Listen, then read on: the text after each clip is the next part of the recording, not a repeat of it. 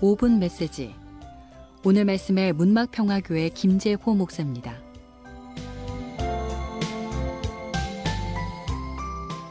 CBS를 사랑하는 애청자 여러분, 한 주간도 주님 은혜 속에서 평안하셨습니까? 오늘은 구약 미가서 4장 3절에 있는 말씀을 통하여서 꿈같은 세상이라는 제목으로 함께 은혜를 나누기를 원합니다. 이방 사람을 판결하시리니 무리가 그 칼을 쳐서 보습을 만들고 창을 쳐서 낫을 만들 것이며 이 나라와 저 나라가 다시는 칼을 들고 서로 치지 아니하며 다시는 전쟁을 연습하지 아니하고. 아멘. 미가서에 집필 동기와 배경이 있습니다.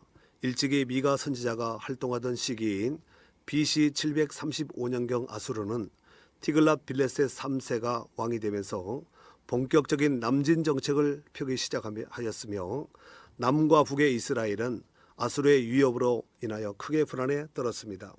이에 남북 이스라엘은 침입에 대비하여 전 국민이 단결하여 국력을 정비하기보다는 오히려 일반 백성들은 물론이거니와 정치적으로 종교적인 지도자들까지도 자신들의 안위를 위하여 수단과 방법을 가리지 않고 재물을 축적하기에 여념이 없었습니다.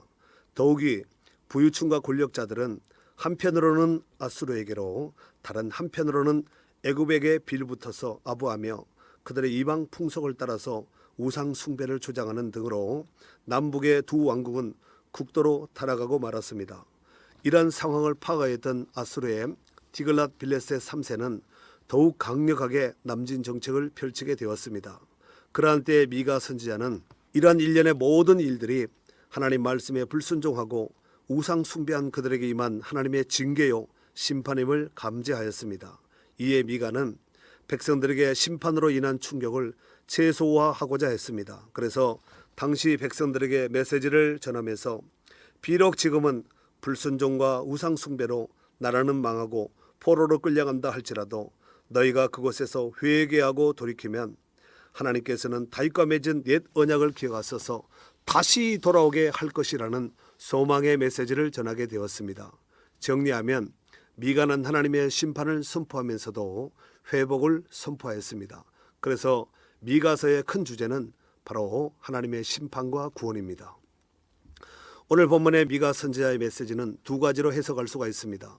첫 번째로 지금은 비록 나라가 망하여도 포로로 끌려가겠지만 멀지 않은 시점에 다시 회복될 것이라는 소망의 메시지를 전하고 있습니다. 두 번째로 또한 궁극적으로는 장차 예수 그리스도를 통하여 이루어지게 될 온전한 하나님의 나라가 도래되게 될 것임을 예언하였습니다. 사랑하는 애청자 여러분, 오늘날 이스라엘이라는 나라의 모습을 보도록 하겠습니다. 그들은 미가가 예언하였던 대로 바벨론 포로기에서 해방되어 돌아왔습니다. 그 땅에는 지금도 그 땅에서는 분쟁이 계속되고 있는 것이 현실입니다. 그렇다면 미가가 예언하였던 3절의 말씀과 같이 칼을 쳐서 보습을 만들고 창을 쳐서 낫을 만드는 나라, 다시는 칼과 전쟁으로 서로를 치지 않는 그 나라는 언제 이루어지는 것일까요? 그리고 4절과 5절 말씀에 기록된 말씀과 같이 포도나무와 무화과나무 아래서 행복을 누리는 시대는 언제 도래될까요? 그리고 2절 말씀과 같이 하나님의 말씀만이 우리의 영원한 양식이요 생명이 되어서 우리가 그 앞으로 온전히 나아가게 될 때는 언제일까요? 바로 하늘과 땅의 모든 권세를 쥐고 계시는 주님의 영광스러운 주님의 재림의 날이 바로 그날이 되게 될 줄 믿습니다. 이제 그러한 소망의 나라를 바라보면서 우리의 믿음의 선진들이 그렇게 살았듯이 우리도 그리스도 안에서 회복될 그 나라의 소망을 가슴에 품고 믿음에 굳게 서서 끝까지 달려가는 축복된 성도들이 되시기를 주님의 이름으로 축원합니다.